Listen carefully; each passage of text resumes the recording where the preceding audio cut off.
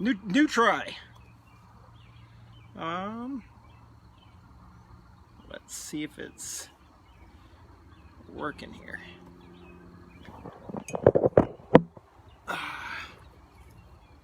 Sorry, I'm slow, but we're gonna get this squared away. I'm not gonna record myself sideways this time. Am I sideways or right side up?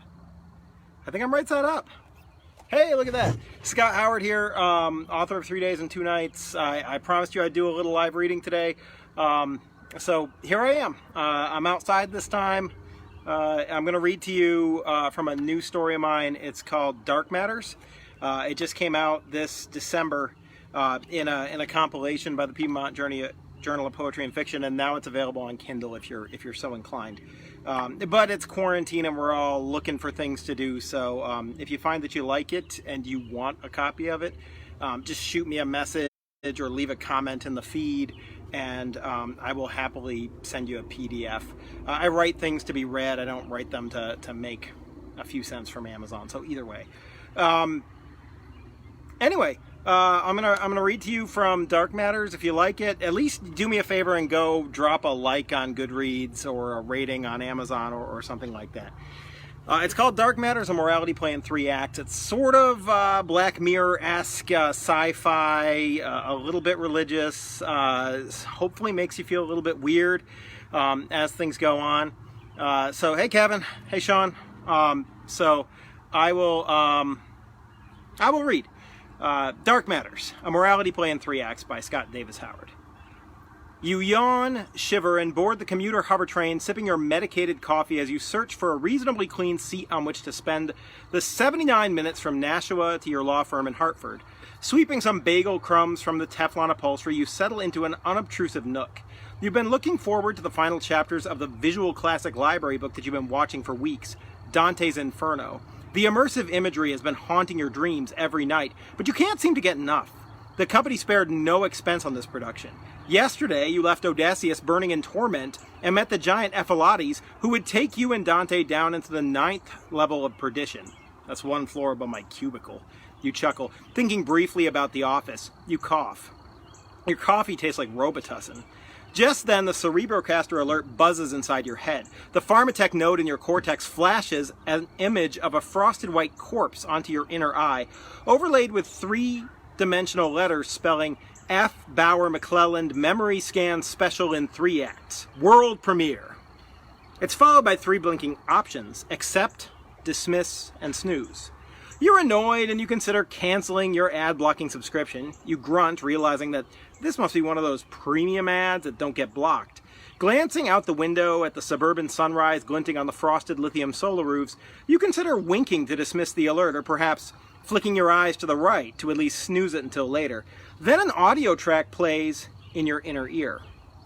How did F. Bauer McClelland turn himself into the richest man in the universe? How did he become the first immortal human being? Experience the story as never before in the first person. Today's complete memory brain scan, newly authorized by Bauer's only living descendant, is an immersive tell-all expose. And at a low $399.99, who can pass it up? You sigh. He's right. It's too much to resist. How in the universe, you wonder, did a 41-year-old maintenance technician on a doomed mission studying Sagittarius A manage to escape nearly certain death and zero in on a 90% pure ionized lithium asteroid floating half a light year away? How did he convert that almost incalculable wealth into a pharmatechnical empire that increased the standard human lifespan by 30%? And to top it all off, Bauer then invented the first fully effective cryogenic liquid helium freezing and thawing device? It seemed too much for one man to accomplish in a lifetime. Sure, there have been plenty about it in history class, at least 3 immersive movies, 24 documentaries, dramas, even a musical, but the opportunity to live it all firsthand through a scan of the man's own mind? The blinking options projecting on your inner eye intensify to the point where they flash painfully, and a slight buzz can be heard thrumming with each change of visual severity. You flick your eyes left, selecting accept, and wink, beginning the program.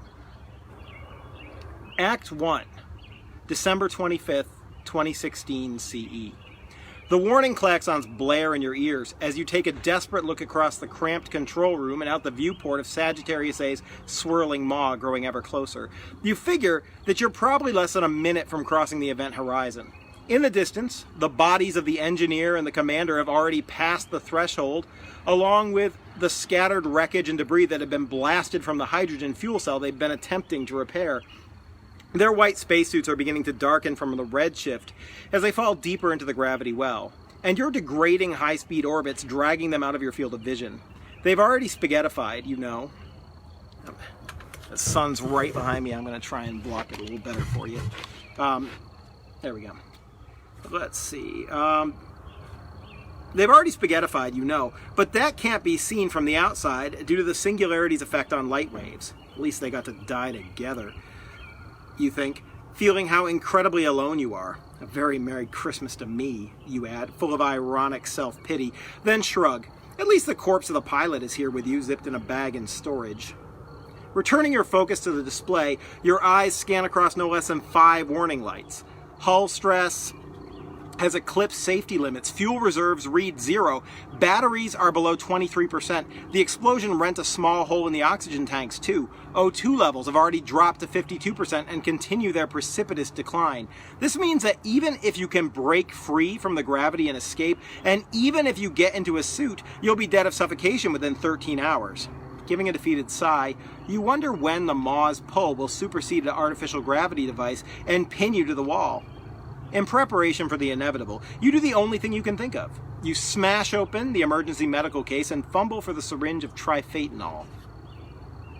With shaking fingers, you remove the plastic cap on the needle, skim across the instructions on the syringe, and pry off the safety blocker that prevents overdose. You jab it into your thigh, injecting the maximum amount, 3 times the opiate dose recommended for your body weight. You flop into your chair, sigh contentedly, and try and focus your suddenly heavy eyes on the yawning hole in front of you. Your lips form a goofy smile, and the tune of chestnuts roasting on the open fire plays in your mind. You seriously consider singing along. You blink. It feels like an age passes. When you open your eyes, the ship is spinning, or you wonder, could it be your vision? The vessel's titanium skeleton begins to creak and groan around you, like sea ice, and you casually consider whether you'll die from G-forces before the ship implodes, or if it will crush you like a mouse in a trash compactor first. This strikes you as funny, and you giggle. The sound of the klaxons begins to warp. Does gravity affect sound waves, you wonder? What a time to be alive, you hear a resonant and aristocratic British accent from the command chair. Turning your head, Bee. That's my dog. Bee, come here. You can introduce yourself. Say hi. Yeah. She's barking at the neighbors. She does that. What a time to be alive! You hear a resonant and aristocratic British accent from the command chair. Turning your head, you're amazed to see a red-skinned, black-bearded Satan relaxing there. Goat legs crossed, long black-nailed fingers fidgeting contentedly with a lit cigarillo. The smoke whirls into the air around his pointed horns. What the hell? You manage. Exactly, he nods. What is this? Are you real? As real as you are, Satan responds, taking a draw and exhaling a smoke ring. But why you? You were expecting perhaps Santa Claus, the devil smirks, and that would seem more seasonally appropriate, I suppose. At least he's my anagram, so close enough, eh? That's what happens when you look up. I'm Red, and I do plan to offer you a gift. Am I... You hesitate, trying to focus your scattered thoughts. Dead? Satan chuckles. We're all dead. We're born dead. Time is an illusion. Have I crossed over then? The event horizon? Satan asks. Why, yes, I'm afraid so. To anyone outside, you appear to be red-shifting right now. No, not into the black hole, into... You swallow. You know, hell. Oh my, no, Satan's reply is blithe. Not yet, at any rate. Why are you here? you ask. Well, Satan shrugs. I suppose that you'd call me a manifestation of your subconscious mind as it attempts to deal with the incalculable weight of eternity. But in reality, if there is a reality, I am the physical manifestation of the philosophical concept of eternity. You see, once across the horizon, you become everlasting. Time ceases to have mathematical value. All points, future and past, overlap here. Everything to enter a black hole is already entered from the internal perspective. And since all black holes will eventually swallow everything, including each other, the omniverse is already here. All of it. He pauses for a heartbeat. World without end.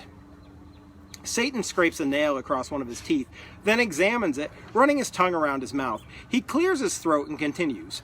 From the external perspective, I suppose motion still occurs in the gathering of space-time, and what you would call souls is an ongoing process. That is what your Bible always gets so wrong. That hell is a work in progress, that eternity is ongoing. I dare say it's sheer human idiocy. Eternity is and always has been, from the very moment of its conception, complete. Satan raises a blue-black eyebrow. Am I boring you? A little, you admit. Maybe confusing me more like? Ah, right, Satan shrugs, a little disappointed. You are only a maintenance technician after all, and you had to forge an intelligence examination score to even get on this mission, he snorts. A bad choice, that. Should have stayed in that apartment in Billings and gotten over your divorce instead of running from it. Then you wouldn't be here, and you wouldn't have made and covered up the mistake that eventually crippled this ship and killed the rest of the crew. How do you know about... You trail off. My dear fellow, the devil tests the point of his horn on his finger. I am Satan, after all. So what is the point? The reason I'm here? The why? Ouch! He draws his finger back from his horn and sucks it briefly. Why, I've already told you. I'm here to give you a gift. What kind of a gift? You ask, suspicious. Your life and Satan sighs, bored. Anything you want, really. What's the catch? You expect me to say, no catch. But... He draws out the syllables on the last word. It is, in fact, the usual catch. Your soul, eternal torment, damnation, he yawns.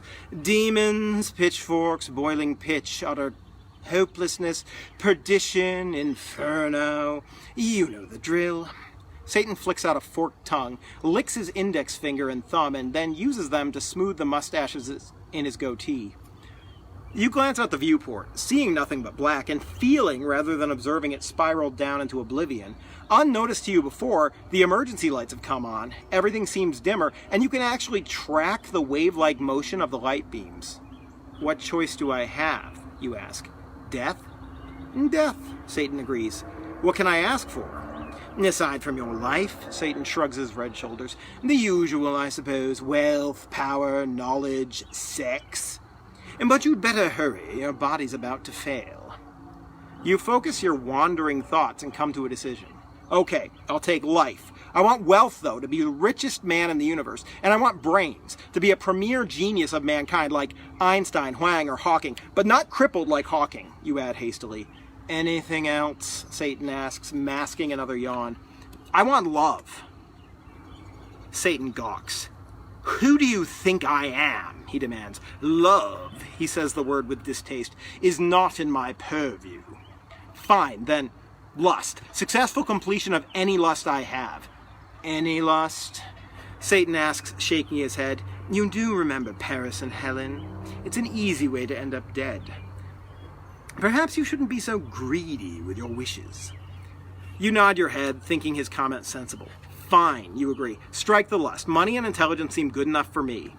And just to be clear, in exchange I get your soul when you die? Agreed, you nod. Do I have to sign a parchment or something? Please. Satan chuckles. We are in the 27th century. He pulls out a data pad from his waist and holds it out. You really think I used to ask cavemen to sign a parchment? Heavens no. We spat on our hands and shook in those days. This, you must admit, is more elegant. Your thumbprint, if you will. Hey, Billy. Hey, Jess. You extend your thumb and scan it into the pad. No sooner does the scan complete than a dreadful resonant laugh fills the control room. The smell of thick electrical smoke assails your nostrils, and the laugh fades into the lazy crackle of a fire. Hey, Cassie. Hey, it's nice to see some people signing on and checking it out. You cough, sit up, and retch over the side of your chair. The air is cloudy and acrid. An electrical panel sizzles to your left. A lone forked tongue of flame laps into the air from a node of circuits. You stand, unsteadily, and pull the extinguisher from the wall, spraying the fire. It's cold in the ship. Everything's frosted. The emergency lights are so pale that half the command room is bathed in shadow. The batteries must be on their last reserves. Rubbing your temples, you try to remember where you are and why. You recall the explosion, the black hole, the triphaetonol, and Satan? Was it real? Couldn't be. Why aren't I dead? You ask the empty room. No one answers. You stumble over to the panel with the warning lights. Only 3 are flashing. Hull stress reads normal. Fuel reserves are at 0. Batteries blink below 6%. The oxygen tank, however, seems to have stabilized somehow. O2 levels have stopped dropping at 19%. What happened? You wonder and punch up the video and sensor records from the computer. 10 minutes of study shows you the gist. As you fell toward the black hole, your centripetal speed increased, and just as you were about to pass the event horizon, the hole spat something large out, which collided with you, connecting at the precise location of the O2 tank, and sending you rocketing out into space at an incredible velocity. It was a perfect storm of coincidence, the 1,000,000,000-to-1 lottery. Had your speed been a hair different in either direction, you would have either missed the collision entirely or been pulverized. Unbelievably, the impact sealed the O2 tank. You look out the viewport at an unfamiliar star formation. You're stopped, or at least in a slow orbit. You walk to the window and gaze out, looking for a planet. Instead, you find only a jagged silver meteor, surrounded by a cloud of similarly reflective dust and debris. Nothing else, as far as the eye can see. According to the computer, you've traveled almost half a light year in a span of 12 hours, and were drawn to a dead stop while passing through the field of a nearby magnetar. Its glow can be seen in the distance, about the size and color of a pearl. The coincidence of it all has passed the point of improbable and reached the level of ridiculous inconceivability. Yet, here you are. You check the scanners to discover that the asteroid, similar in size to the continent of Australia, is composed almost entirely of lithium, the most valuable metal in the galaxy. And to crown all, the lithium is ionized, perhaps because of its proximity to the magnetar star, making it a fully charged battery of unimaginable proportions. You glance down at the blinking light on your console and smile. Eureka, you intone, followed by a happy whistle, which shortly becomes the opening bars of I'll Be Home for Christmas. Act 2, July 10th, 2844. You sit in an uncomfortable prefab Teflon chair in Dubai, talking with the neuropsychological doctor and awaiting your results. You consider the centuries that passed on Earth while you were barreling away from Sagittarius A in light speed. Relativity cuts you off from all your relations. This old doctor wasn't even born when you left the planet. No one you knew remains. Few are even mentioned in history books. They're just gone. You mask an involuntary shudder and refocus your eyes and thoughts on your physician. Making it back to Earth was relatively easy, you explain. With that giant lithium battery floating outside, I had lifetimes of power. I effected repairs on the secondary hydrogen cell, and after that I heated the ship and melted the water reserves back to liquid. The rations have been calculated for 4 people, which gave me quite a large reserve. And then I separated the H2O into hydrogen and oxygen. Of course, that refilled the O2 tanks as well. I emptied all unnecessary cargo and filled the hold with ionized lithium, then made my calculations to use the gravimetric drive to space warp back to the solar system. It all worked just as it should have. The white-haired Pakistani nods soberly, his red turban bobbing up and down. He motions you to continue, his gray eyes scanning an electronic document at his fingertips. He scribbles a few notes on a datapad before looking up. The amazing thing about it all, you run a hand across your bristly chin, is that the repairs, the calculations, the prioritizing and improvising never felt difficult. I mean, it was all just easy. Grade school easy. You sit up and lean toward the doctor. That stuff used to kill me in science and math classes. I couldn't complete those calculations without error. I never would have been able to work out my position in uncharted space from the available variables. Now, everything I do is flawless. Apparently, except losing my spot in the book. Oh, there we are.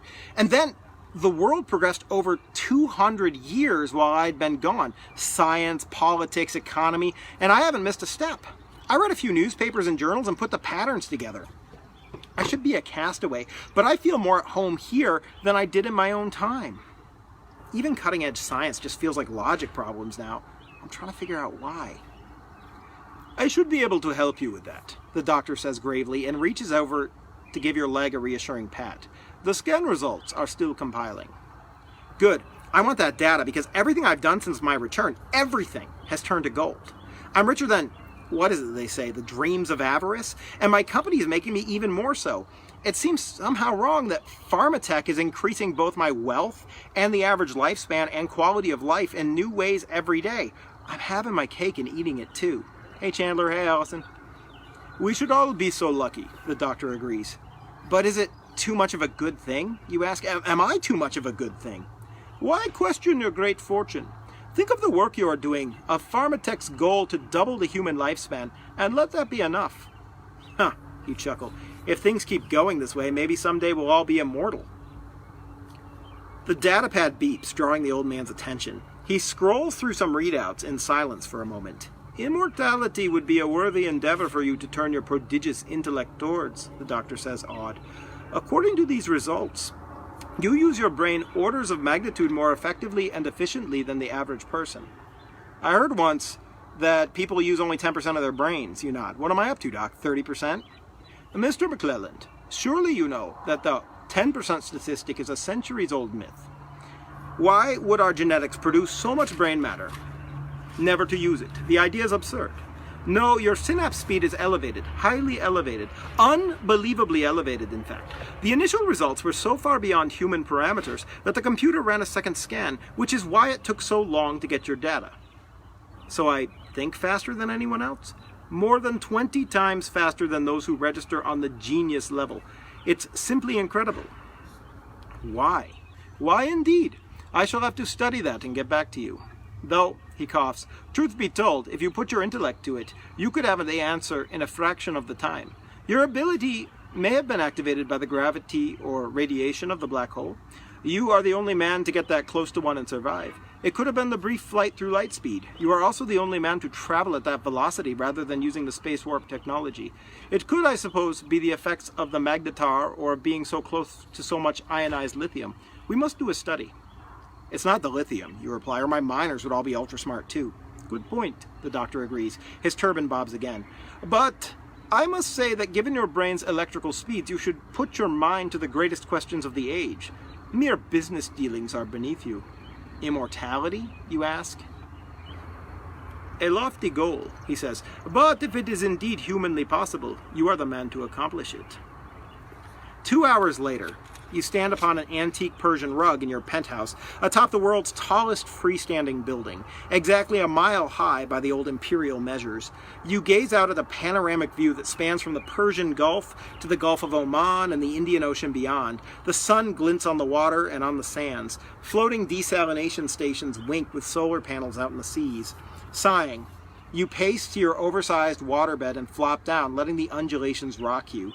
Activating your cerebrocaster, you use your eye motion to scroll through today's activities and take the time to consider the encounter you've scheduled for this evening. Anisha Bukhari, she's young, beautiful, rich, and intelligent, a woman who was way out of your league before you left for space. But you're an aristocrat in both areas that matter on Earth, wealth and intelligence.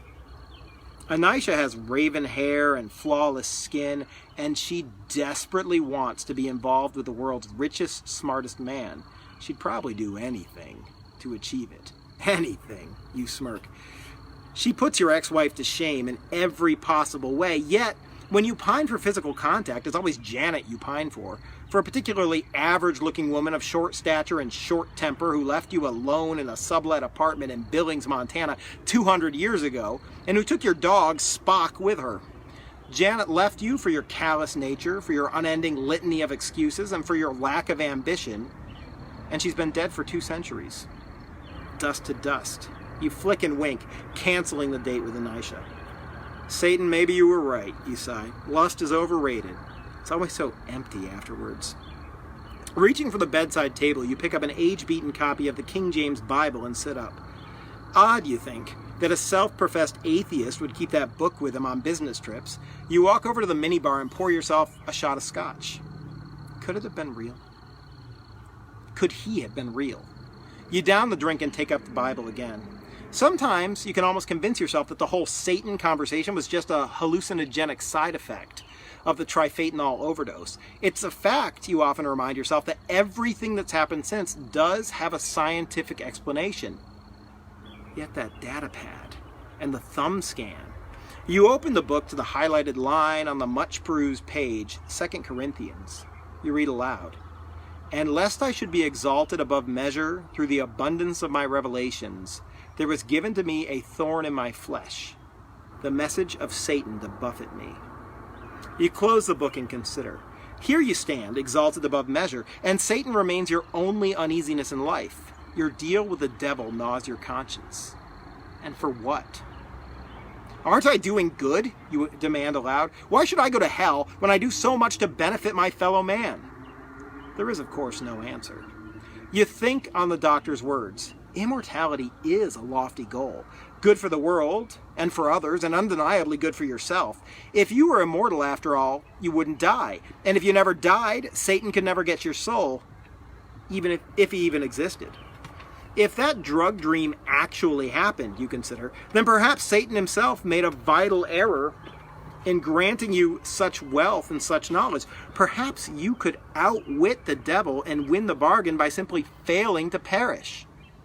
You chuckle at the thought. But how? An answer comes unbidden, and a smile crosses your lips. Cryogenics. You snap the book closed and pour another shot. Lifting it in mock toast, you say, to you, Satan, to my brain, to my wealth, and to hell freezing over. Act 3, December 25th, 2946. You look in the mirror screen of your handheld pad and examine your 145-year-old face. Your third corrective eye surgery allows you to see your own age perfectly, every damn pore in your papery, liver-spotted skin. You're chair-bound now, have been for years, and have to roll everywhere you go, controlled by a touchy joystick at your right hand. Your left shoulder aches with a stabbing pain every time you breathe. You can't bend your arthritic fingers without great mental effort, and they hurt so much that you don't want to anyway. Your head hurts. When you pee, it burns, running disconcertingly warm down a tube by your leg and into a yellow bag at your feet. If you breathe in too far, you cough. If you cough, you gasp. And that starts a cycle that ends in hyperventilation and sedation. There are tubes running through your nose to your lungs. Inoperable cancer riddles your ancient body, growing from nearly every vital organ, and it stopped responding to immunotherapy, chemotherapy, and cryotherapy. They think the black hole radiation caused it, that or lithium exposure. In any case, the upshot is that you're dying. But you vowed that it will never happen. You've been true to your word and invented immortality. You entirely devoted the last 30 years of your life to the Bauer stasis tube, the first fully functional cryogenic freezing system. It uses a superfluid liquid helium matrix and can flash freeze and control thaw a human with no measurable ill effects, aside from temporary hair loss and some cosmetic skin damage. There are problems with stasis, though. Power failures, government upheavals, murders, distant relations who may be hoping to inherit a fortune. And you put your considerable intellect toward solutions. Temporary fixes are easy. Eternal fixes, they're much harder. You've bought a crater on the sunny side of the moon. You've filled it with solar panels, run wires through the rocks, and are ready to install the lead-lined stasis tube beneath. And you've attached enough lithium batteries to last 1,000 years, even without solar charging. It's the best you can do. Your doctors give you 3 months to live. You sigh and roll across the room, stopping at a nearby table to pick up your threadbare copy of the Bible. You head out of the room and down the hall. In the elevator, you get the notification that your car waits below. Today you will become the world's first immortal man. As your motorized chair rolls noiselessly by the security desk, you drop your Bible into the incinerator chute. You won't need it again. You recline in the cushioned ceramic cylinder. All of the tubes have been removed from your body except for an IV line into the vein in your left elbow. 3 masked and goggled doctors stand around you. Beyond them, a Cerebrocaster recording crew sets up 3 trinocular cameras. The event of your immortality will go down in history. "Are you ready for the medication, sir?" the first doctor asks. You nod, not deigning to answer. This event has been scripted for months, down to the date and the hour. The bag of bright yellow triphaetonol drips down into the tube. Christmas Day, you smile, is the only appropriate occasion for your act of supreme defiance. Anniversaries are important, after all. Moments pass and the drug begins to take effect. You find yourself humming carols drawn inexplicably to chestnuts again, just like that day 3 centuries ago. Everything slows. The room seems to rotate counterclockwise in a slow circle, but you know it's just the effect of the drug. From somewhere off in the distance, one of the doctors speaks, his voice fast and distorted. "Sir, we're beginning to administer the hibernation serum. In 9 minutes, we will close the hatch and flood the tank with helium." You nod again. The action seems to take an eternity. The hibernation drug, designed by you, slows metabolism and heartbeat to sub-living levels before the liquid helium is administered. The triphaetonol is necessary because the serum can cause pain, panic, or anxiety, each of which increase heart rate and thus counteract the effect. In tests, the combination of serum and panic resulted in extreme pain and death in mice, cats, dogs, and even primates. The opioids quintupled success rates. You watch the blue medication replace the yellow in the IV line. Moments pass, seemingly slowing into hours. Everyone's movement increases incrementally until they're fast and jerky like bees in a hive. They blur. Your breathing is labored. "A pretty little coffin you've invented." A bemused British baritone flows from somewhere nearby. With effort, you focus your eyes behind the busy blurry motion of the doctors. Satan appears. Exactly as before. His movements are graceful as he sidles leisurely between 2 men to take a seat on a vacant stool, his back to the data readout showing your vitals. "You think to escape me?" His wry voice bears no distortion. "Is nothing sacred, then? I thought we had a deal, a solemn vow." He removes a familiar data pad from his side and waves it casually in the air. "The terms of our agreement are airtight." "I've discovered the escape clause," you answer. "You gave me the brains, and I used them. This one's on you." "Not enough brain, apparently," he yawns. "I seem to remember explaining that I am eternity. All things have already happened across the event horizon. Hell is, was, will be, and has been complete since its conception." "You can't have me if I never die," you insist, anger gathering in your mind like a storm. "They'll bring me out of this sleep when they've got a cure for my cancer. Our deal demands my death." Satan stands on his goat feet and slides a lazy finger across his black eyebrow. He takes a few paces toward you. A blurry doctor yanks the IV from your arm. "And what does it mean to die?" Satan ponders. "Is death simply the loss of life? Of heartbeat and mental function? What is a soul?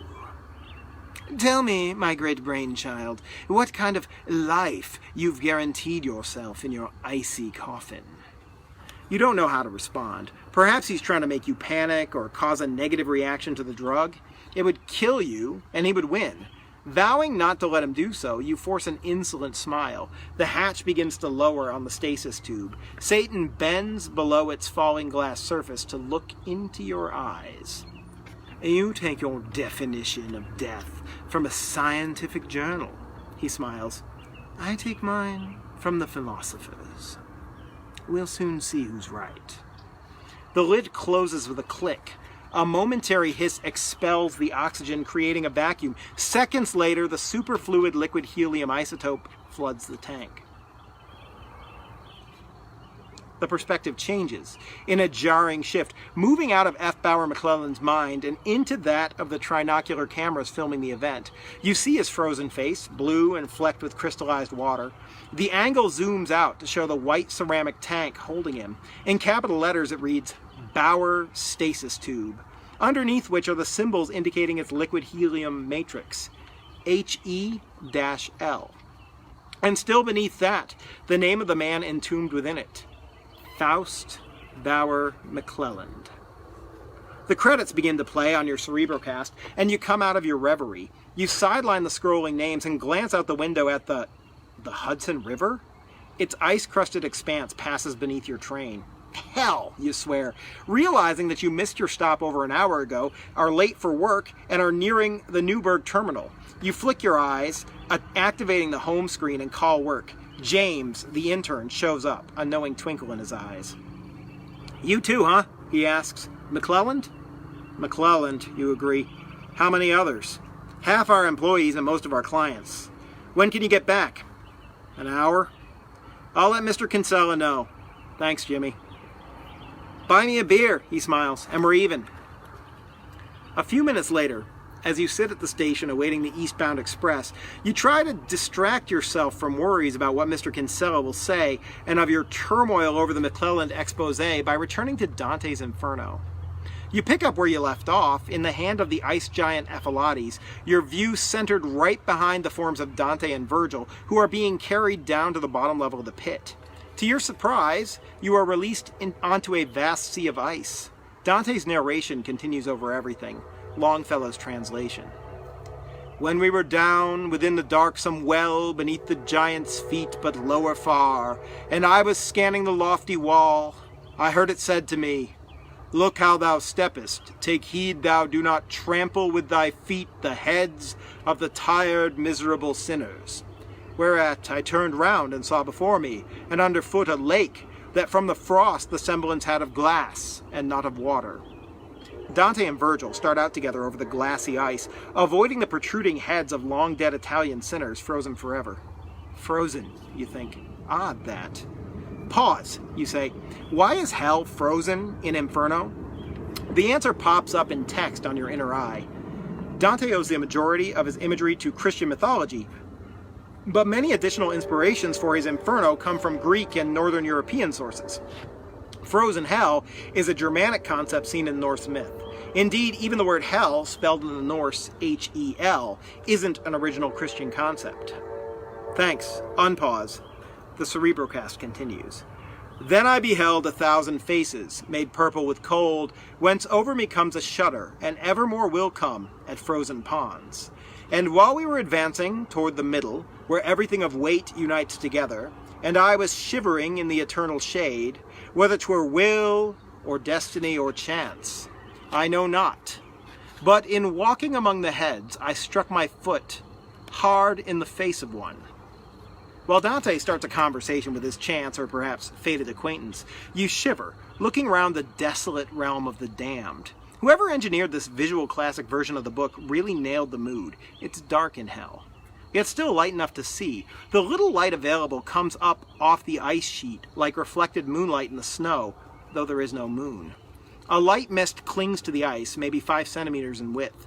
The temperature's frigid, and you can see your breath, and that escaping from Dante, but none you note coming from Virgil or from the sinners themselves. Above, the darkness yawns oppressively like the maw of a black hole.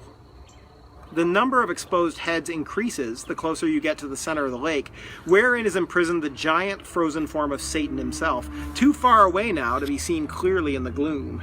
You glance around at the 1,000 faces, admiring the attention to detail. Each one grimaces in torment, some crying frozen tears that have merged with the ice. There are young men and women, some middle-aged, and a few very old. One ancient face arrests your attention for a moment, and you walk toward it, suddenly drawing back and gasping.